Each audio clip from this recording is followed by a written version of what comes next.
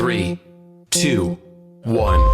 I had to face fear very quickly as a kid in that sense, because when you know spirits around, especially when you go to sleep at night and it's all dark, I think that triggers fear in a lot of people.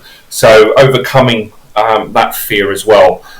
So that was quite pungent in my face. But also then I understood, especially in my early 20s, that the shadow energy, there is nothing to fear. It is your own consciousness being projected outwardly. And nothing can go against your will, because up to the age of 7 you're still connected to the spirit world. After 8 you take on all the human fear and worry and concern, so you start to become human. So imaginary friends are pretty much very, very much real. I saw some things when I was a child that people wouldn't believe were happening, but they were happening because I was seeing them. 100%. And at the age of 7, my grandmother died when I was 7, and that's when I realised that what I was seeing, everybody else wasn't seeing, and then my logic side kicked in, and I was like, I don't want to be different from other kids, and that's what happens. So I love that advice. What's really important with the millennials now is that they are holding a new frequency for Earth. So they're coming in with a whole different empathy, unconditional love, and they're all being labelled with ADHD. They do not fit into the mainstream school system because it's draconian, it's left brain model. That's not the new Earth. It does not work that way.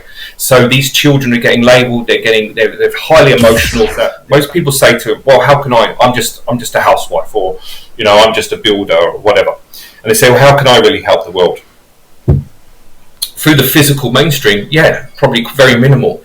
However, that's always been the lie, because when you ground consciousness into your body, when you work on yourself, your cells change. This is all about misinformation in the cellular division. This is where we get into the cells and we explain how you can hold light in your body. And then what happens is you hold that frequency. So every time you walk down the street, go to the coffee shop, sitting in a restaurant, you are then affecting everyone else's cellular network. And all of those people sitting in that restaurant, the ones that want to wake up, are going to read and take on that information.